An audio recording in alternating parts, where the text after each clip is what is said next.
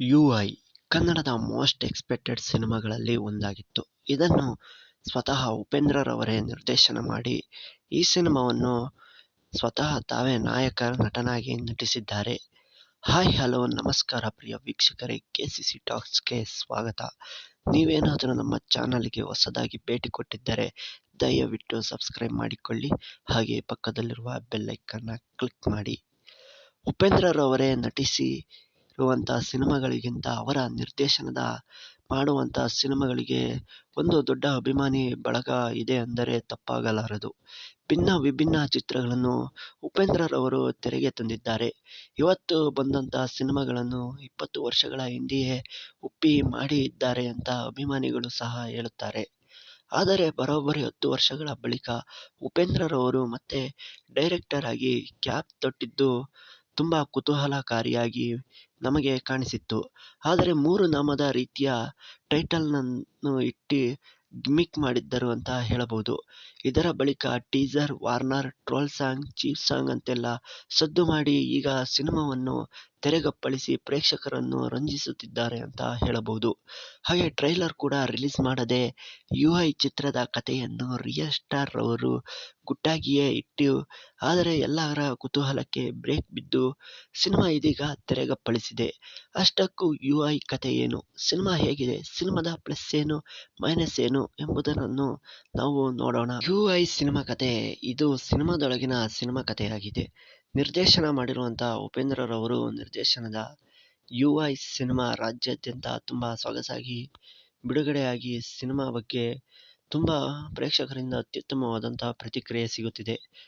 ಇದು ಸಿನಿಮಾದೊಳಗಿನ ಸಿನಿಮಾ ಕಥೆ ಎಂದು ಮೊದಲೇ ಉಪೇಂದ್ರರವರು ಹೇಳಿ ಕತೆ ಶುರು ಮಾಡುತ್ತಾರೆ. ಸಿನಿಮಾದಲ್ಲಿ ಕಥೆಯ ನಿರೂಪಣೆಗೆ ತಾವೇ ಸೂತ್ರಧಾರರಾಗಿರುತ್ತಾರೆ ಅಂತಲೂ ಹೇಳಬಹುದು. ಜನರೆಲ್ಲ ನಮ್ಮ ಆಲೋಚನೆಯಲ್ಲಿಯೇ ಕಳೆದು ಹೋಗಿದ್ದೇವೆ. ಮೆದುಳಿನಿಂದ ಅರ್ಥಾತ್ ಅಂದರೆ ಆ ಆಲೋಚನೆಗಳಿಂದ ಹೊರಬಂದರೆ ಮಾತ್ರ ಏನಾದರೂ ಬದಲಾವಣೆ ಮಾಡುವುದು ಸಾಧ್ಯ ಎಂದು ಟೈಟಲ್ ಕಾರ್ಡ್ನಿಂದಲೇ ಹೇಳಲು ತುಂಬ ಆರಂಭಿಸಿದ್ದಾರೆ ಅಂತ ಹೇಳಬಹುದು. ವಾರ್ನರ್ ಟೀಸರ್ ನೋಡಿದಾಗ ಸುಮಾರು 2040ರಲ್ಲಿ ಏನೆಲ್ಲ ಆಗಬಹುದು ಎಂದು ಭವಿಷ್ಯದ ಬಗ್ಗೆ ಉಪೇಂದ್ರರವರು ತೋರಿಸಿದ್ದರು. ಆದರೆ ಅದು ಕ್ಲೈಮ್ಯಾಕ್ಸ್ನಲ್ಲಿ ಬರುವಂಥದ್ದಾಗಿದೆ. ಆದರೆ ಅದಕ್ಕೂ ಮುನ್ನ ಸದ್ಯದ ಪ್ರಪಂಚದ ಕತೆ ಹೇಳುತ್ತಾ ಈ ಸಿನಿಮಾದಲ್ಲಿ ಹೋಗುತ್ತಾರೆ ಅಂತ ಹೇಳಬಹುದು. ನಮ್ಮನ್ನು ಆಳುವ ನಾಯಕ 5 ವರ್ಷಕ್ಕೆ ಮಾತ್ರ ಬರುವ ಚುನಾವಣೆಯಲ್ಲಿ ಬಂದು ಜನರ ಓಟಿಗಾಗಿ ದುಡ್ಡನ್ನು ಚೆಲ್ಲಿ ಅಲ್ಲಿಯವರೆಗೂ ಜನರು ತಮ್ಮ ಆಲೋಚನೆಯನ್ನು ಮರೆತು ಮಲಗಿರುತ್ತಾರೆ. ಏಕೆಂದರೆ ತಮ್ಮದೇ ಆದಂತಹ ಭ್ರಮಾಲೋಕದಲ್ಲಿ ವಿಹರಿಸುತ್ತಿರುತ್ತಾರೆ ಎಂದು ಬಿಡಿಸಿ ಸಿನಿಮಾದಲ್ಲಿ ಉಪೇಂದ್ರರವರು ಹೇಳಿದ್ದಾರೆ. ಹಾಗೆ ಮುಂದೆ ಸತ್ಯ ಹಾಗೂ ಭ್ರಮೆಗೆ ರೂಪ ಕೊಟ್ಟು ಅಸಲಿ ಕಹಾನಿ ಕೂಡ ತುಂಬ ಚೆನ್ನಾಗಿ ಮೂಡಿಬಂದಿದೆ. ಯುಐ ಪೋಸ್ಟರ್ ನೋಡಿದಾಗ ಕಲ್ಕಿ ಅವತಾರದಲ್ಲಿ ಉಪೇಂದ್ರ ಬರುವುದನ್ನು ನಾವು ನೋಡಿದ್ದೆವು. ಇಲ್ಲಿ ಕೂಡ ಕಲ್ಕಿ ಬರುತ್ತಾನೆ. ಪ್ರಕೃತಿ ಮಾತೆಯ ಮೇಲಿನ ಜನರ ದೌರ್ಜನ್ಯದಿಂದ ಸತ್ಯ ಹಾಗೂ ಕಲ್ಕಿ ಅಂದ್ರೇನೆ ಭ್ರಮೆ ಆಗಿ ಹುಟ್ಟಿದ್ದಾರೆ. ಅವರಿಬ್ಬರ ನಡುವಿನ ಸಂಘರ್ಷದ ಕಥೆಯನ್ನು ಇಡೀ ಚಿತ್ರದಲ್ಲಿ ಹೇಳುತ್ತಾ ಸಾಗುತ್ತಾರೆ. ಹಾಗೆ ಜೊತೆಗೆ ಸಮಾಜವನ್ನು ಬದಲಿಸಬೇಕು ಎಂದು ಹೊರಟ ಉಪೇಂದ್ರ ತಾನೇ ಇವತ್ತು ಈ ಬದಲಾಗದ ಸಂತೆಯಲ್ಲಿ ಗೊಂದಲಕ್ಕೀಡಾಗಿದ್ದೇನೆ ಎಂದು ಹೇಳಲು ಪ್ರಯತ್ನಿಸಿದಂತೆ ಕಾಣಿಸುತ್ತದೆ. ಹಾಗೆ ಅತಿ ಆಸೆಯಿಂದ ಪ್ರಕೃತಿ ಮಾತೆಯ ವಿರುದ್ಧ ಮಾನವನ ಆಟ ಬಹಳ ದಿನಗಳು ನಡೆಯುವುದಿಲ್ಲ ಎಂದು ತಿಳಿಸೋ ಪ್ರಯತ್ನ ಕೂಡ ತುಂಬ ಚೆನ್ನಾಗಿ ಮಾಡಿದ್ದಾರೆ. ಹಾಗೆ ಭ್ರಮೆಯ ಪ್ರಪಂಚದಲ್ಲಿ ಸತ್ಯ ಯಾರಿಗೂ ಬೇಕಿಲ್ಲ. ಅಪ್ಪಿತಪ್ಪಿ ಸತ್ಯವನ್ನು ಅನುಸರಿಸಲು ಹೋಗುತ್ತೇನೆ ಎಂದವರಿಗೆ ಇಲ್ಲಿ ಉಳಿಗಾಲವಿಲ್ಲ ಎಂದು ಈ ಸಿನಿಮಾದಲ್ಲಿ ತುಂಬ ಚೆನ್ನಾಗಿ ಅರ್ಥವಾಗುತ್ತದೆ. ಕೊನೆಗೆ ಸತ್ಯ ಮರೆಯಾಗಿ ಭ್ರಮೆಯ ದಬ್ಬಾಳಿಕೆಯೇ ಮೇಲುಗೈ ಸಾಧಿಸುತ್ತದೆ ಅಂತ ನಮಗೆ ತಿಳಿ ಹೇಳುತ್ತಾರೆ ಅಂತ ಹೇಳಬಹುದು. ಆದರೆ ಇನ್ನೊಂದು ಜಾತಿ ಧರ್ಮ ಎಂದು ನಾವು ಕಿತ್ತಾಡುತ್ತಿದ್ದರೆ ಉಳ್ಳವರು ನಮ್ಮ ಮತ್ತಷ್ಟು ತುಳಿದು ಬದುಕುತ್ತಿದ್ದಾರೆ. ನಾವು ಬದಲಾಗದ ಹೊರತು ಏನೂ ಬದಲಾಗಲ್ಲ. ಬೇಕಿರುವುದು ಮೊಬೈಲ್, ಕ್ರಿಕೆಟ್, ರೀಲ್ಸ್, ಮಂಗಳ ಗ್ರಹಕ್ಕೆ ಹೋಗುವುದಲ್ಲ, ದೇಶದ ರಕ್ಷಣೆಗೆ ಅತ್ಯಾಧುನಿಕ ಶಸ್ತ್ರಾಸ್ತ್ರಗಳಲ್ಲ, ಸ್ವಚ್ಛ ಸಮಾಜ, ನ್ಯಾಯ, ನೀತಿ, ಸತ್ಯ ಎಂದು ಉಪೇಂದ್ರರವರು ಉಪಮಾನಗಳಲ್ಲಿಯೇ ತುಂಬ ಅದ್ಭುತವಾಗಿ ಚಿತ್ರಣವನ್ನು ಚಿತ್ರಿಸಿದ್ದಾರೆ. ಅಲ್ಲಲ್ಲಿ ಕೆಲ ಉಪ್ಪಿ ಶೈಲಿಯ ಡೈಲಾಗ್ಗಳು ಕೂಡ ಪ್ರೇಕ್ಷಕರಿಗೆ ತುಂಬ ಸಲ ಕಿಕ್ ಕೊಡುತ್ತದೆ. ನಮ್ಮನ್ನು ಸೃಷ್ಟಿಸಿದ ದೇವರನ್ನು ತುಳಿಯುವುದಿಲ್ಲ, ನಾವು ಸೃಷ್ಟಿಸಿದ ದೇವರನ್ನು ಬೇಕಿದ್ದರೆ ತುಳಿಯುತ್ತೇನೆ ಎನ್ನುವ ಡೈಲಾಗ್ ತುಂಬ ಚೆನ್ನಾಗಿ ಥಿಯೇಟರ್ನಲ್ಲಿ ವಿಷಲ್ಸ್ ಚಪ್ಪಾಳೆಯನ್ನು ಗಿಟ್ಟಿಸುತ್ತದೆ ಅಂತ ಹೇಳಬಹುದು. ಹಾಗೆ ಟಿಪಿಕಲ್ ಉಪ್ಪಿರವರ ಮಾರ್ಕ್ ರವರ ಚಿತ್ರದಲ್ಲಿ ತುಂಬ ಚೆನ್ನಾಗಿ ಇದೆ. ಹಾಗಂತ ಎಲ್ಲ ವರ್ಗದ ಪ್ರೇಕ್ಷಕರನ್ನು ರಂಜಿಸುತ್ತದೆ ಅಂತ ಎಂದುಕೊಂಡರೆ ತಪ್ಪಾಗುತ್ತದೆ. ಬಹುತೇಕ ಸಿನಿಮಾ ಸೆಟ್ಗಳಲ್ಲಿ ಬರೀ ಕತ್ತಲಲ್ಲಿಯೇ ಸಾಗುವುದು, ಕೊಂಚ ಇರಿಸು ಮುರಿಸು ಎನಿಸದೆ ಇರುವುದು ತುಂಬ ಅದ್ಭುತವಾದಂಥ ವಿಷಯವಾಗಿದೆ ಅಂತ ಹೇಳಬಹುದು. ಫೋಕಸ್ ಮಾಡಿದ್ರೆ ಅರ್ಥವಾಗುತ್ತದೆ ಎಂದು ಪ್ರೇಕ್ಷಕರು ಪದೇ ಪದೇ ಸಿನಿಮಾ ನೋಡಲು ಮುಗಿಬೀಳುತ್ತಿದ್ದಾರೆ. ಅರ್ಥ ಆದ ಅವರು ವಿಚಿತ್ರವಾಗಿ ಸಂದರ್ಶನದಲ್ಲಿ, ಇಂಟರ್ವ್ಯೂನಲ್ಲಿ ಹೇಳುತ್ತಿದ್ದಾರೆ. ಹಾಗೆ ತುಂಬ ಜನ ಪ್ರೇಕ್ಷಕರು ಅರ್ಥವಾಗಿದ್ದರೂ ಎಲ್ಲರೂ ಒಂದೊಂದು ತರಹ ರಿಯಾಕ್ಷನ್ ನೀಡುತ್ತಿದ್ದಾರೆ. ಆದರೆ ಪ್ರೇಕ್ಷಕರು ಪದೇ ಪದೇ ಸಿನಿಮಾ ನೋಡಲು ಮುಗಿಬೀಳುತ್ತಿರುವುದು ಸಿನಿಮಾದ ಪ್ಲಸ್ ಪಾಯಿಂಟ್ ಆಗಿದೆ ಅಂತ ಹೇಳಬಹುದು. ಆದರೆ ಈ ಚಿತ್ರಕ್ಕೆ ವಿಮರ್ಶೆ ಬರೆಯಲು ಸಾಧ್ಯವಾಗದೇ ಸಹ ಇರಬಹುದು ಎಂದು ತಲೆಕೆಡಿಸಿಕೊಂಡು ವಿಮರ್ಶೆ ಬರೆಯಬೇಕಾಗುತ್ತದೆ.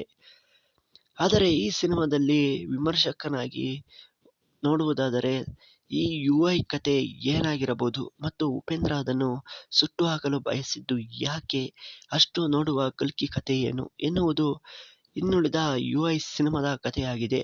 ಹಾಗೆ ಅರ್ಧ ಯುಐ ಸಿನಿಮಾದ ಕತೆ ಏನೆಂದರೆ, ಒಬ್ಬ ಚಿತ್ರಕ್ಕೆ ವಿಮರ್ಶೆ ಬರೆಯಲು ಸಾಧ್ಯವಾಗದೆ ಚಿತ್ರ ವಿಮರ್ಶಕನೊಬ್ಬ ತಲೆ ಕೆಡಿಸಿಕೊಂಡಿರುತ್ತಾನೆ. ಅಷ್ಟೇ ಬಾರಿ ನೋಡಿದರೂ ಆತನಿಗೆ ಸಿನಿಮಾ ಅರ್ಥವಾಗಿರುವುದಿಲ್ಲ. ಆಗ ಈ ಬಗ್ಗೆ ತಿಳಿದುಕೊಳ್ಳಲು ನಿರ್ದೇಶಕ ಉಪೇಂದ್ರರವರನ್ನು ಹುಡುಕಿ ಹೊರಡುತ್ತಾನೆ. ಅಲ್ಲಿ ಅವರು ಸಿಗುವುದಿಲ್ಲ. ಆದರೆ ಅವರು ಬರೆದು ಸುಟ್ಟು ಹಾಕಲು ಹೋಗಿದ್ದ ಕಥೆಯ ಪ್ರತಿ ಸಿಗುತ್ತದೆ. ಅದನ್ನು ಆ ವಿಮರ್ಶಕ ಓದುತ್ತಾನೆ. ಅಷ್ಟಕ್ಕೂ ಆ ಯುಐನ ಕತೆ ಏನು ಎಂಬುದೇ ಇನ್ನ ಉಳಿದ ಅರ್ಧ ಕಥೆಯಾಗಿದೆ. ಅದನ್ನು ನೀವು ಚಿತ್ರಮಂದಿರದಲ್ಲಿಯೇ ನೋಡಿ ತಿಳಿದುಕೊಳ್ಳಬೇಕು.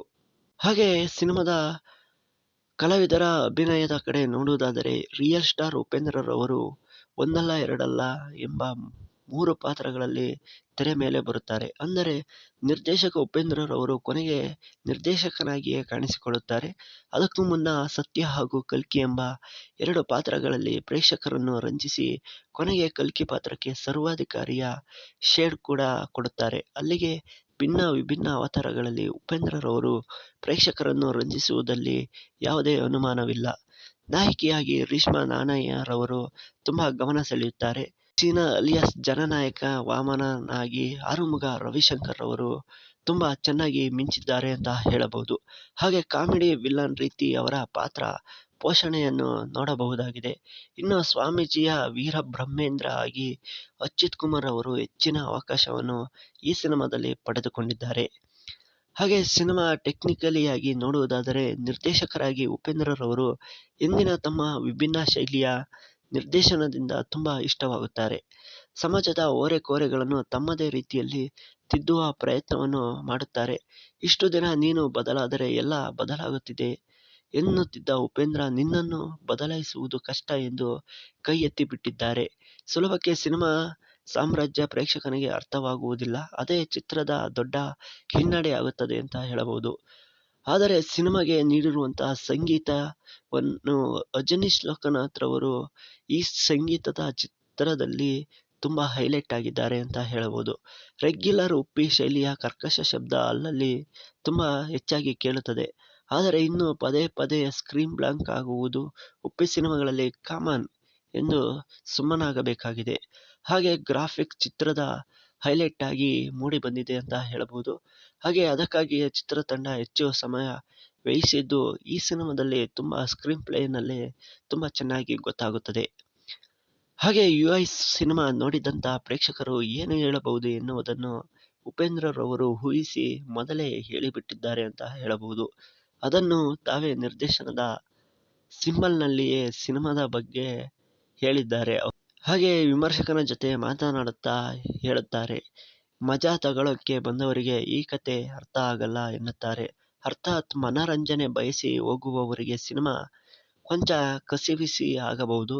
ಆದರೆ ಉಪೇಂದ್ರರವರು ಏನು ವಿಚಾರ ಹೇಳುತ್ತಾರೆ ಎಂದು ಇಷ್ಟಪಟ್ಟು ಹೋಗುವವರಿಗೆ ಯುಐ ತುಂಬಾ ಇಷ್ಟವಾಗುತ್ತದೆ. ಉಪೇಂದ್ರ ಮೊದಲೇ ಹೇಳಿದಂತೆ ಇದು ಒಂದು ಸೈಕಲಾಜಿಕಲ್ ಸಿನಿಮಾವಾಗಿದೆ. ಈ ಕೋನದಲ್ಲಿ ಅರ್ಥ ಮಾಡಿಕೊಂಡು ನೋಡಿದರೆ ಸಿನಿಮಾ ಅದ್ಭುತ ಎನಿಸುತ್ತದೆ. ಕೆಲವರಿಗೆ ಸಿನಿಮಾ ಅರ್ಥವಾಗದೇ ಇರುವುದರಿಂದ ಏನೇನೋ ಅನಿಸಿಕೊಳ್ಳುತ್ತಾರೆ ಅಂತ ಹೇಳಬಹುದು. ಆದರೆ ಈ ಸಿನಿಮಾವನ್ನು ನೋಡಿದ ಮೇಲೆ ಒಂದಂತೂ ನಿಜವಾಯಿತು. ಇವತ್ತಿನ ದಿನ ನಮ್ಮ ಸಮಾಜದಲ್ಲಿ ನಡೆಯುತ್ತಿರುವಂತಹ ರಾಜಕಾರಣಿಗಳಿಂದ 2040ರ ಒಳಗೆ ಇದೇ ರೀತಿ ಆಗಬಹುದು. ಈಗಿನ ಪ್ರೆಸೆಂಟ್ ಏನಿದೆ ನಮ್ಮ ರಾಜಕೀಯ ಜಾತಿಯ ಆಧಾರದ ಮೇಲೆ ಮತ್ತು ಧರ್ಮದ ಆಧಾರದ ಮೇಲೆ ನೋಡಬಹುದಾಗಿದೆ. ಹಾಗೆಯೇ ಕಿತ್ತು ತಿನ್ನುವಂತಹ ಆಹಾರವನ್ನು ಕಿತ್ತು ತಿನ್ನುವಂತಹ ಸಮಯ ಬರಲೇಬಹುದು ಅಂತ ಹೇಳಿದ್ದಾರೆ. ಈಗಾಗಲೇ ಯುವ ಈ ಚಿತ್ರ ತೆರೆ ಕಂಡು ಎಲ್ಲರಿಗೂ ಅರ್ಥವಾಗದಂತೆ ಆಗಿದೆ. ಸಿನಿಮಾವನ್ನು ಕೇವಲ ಒಂದು ಬಾರಿ ನೋಡಿದರೆ ಕೆಲವರಿಗೆ ಅರ್ಥವಾಗದೇ ಇರಬಹುದು. ಹಾಗೆ ಸಿನಿಮಾವನ್ನು ದಯವಿಟ್ಟು ಎಲ್ಲರೂ ನೋಡಿ, ಹಾಗೆ ಒಂದೆರಡು ಬಾರಿ ನೋಡಿದರೆ ಸಿನಿಮಾ ಅರ್ಥವಾಗುತ್ತದೆ ಅಂತ ಹೇಳಬಹುದು. ಹಾಗೆ ಸಿನಿಮಾ ನೋಡಿದವರು ಸಿನಿಮಾ ಹೇಗಿತ್ತು ಎಂದು ಕಮೆಂಟ್ ಮಾಡಿ ತಿಳಿಸಿ. ಹಾಗೆ ಮುಂದಿನ ವಿಡಿಯೋದಲ್ಲಿ ಸಿಗೋಣ. ಹಾಗೆ ನೀವೇನಾದರೂ ನಮ್ಮ ಚಾನಲ್ಗೆ ಹೊಸಬರಾಗಿದ್ದರೆ ತಪ್ಪದೆ ಸಬ್ಸ್ಕ್ರೈಬ್ ಮಾಡಿಕೊಂಡು ಸಪೋರ್ಟ್ ಮಾಡಿ. ಹಾಗೆ UI ಸಿನಿಮಾ ಬಗ್ಗೆ ನಿಮಗೆ ಏನಿಸುತ್ತೆ ಎಂದು ಕಮೆಂಟ್ ಮಾಡಿ ತಿಳಿಸಿ. ಹಾಗೆ UI ಸಿನಿಮಾದ ಬಾಕ್ಸ್ ಆಫೀಸ್ ಕಲೆಕ್ಷನ್ ಮಾಹಿತಿ ಕೂಡ ನಮ್ಮ ಚಾನಲ್ನಲ್ಲಿ ದೊರೆಯುತ್ತದೆ. ಎಲ್ಲರಿಗೂ ನಮಸ್ಕಾರ.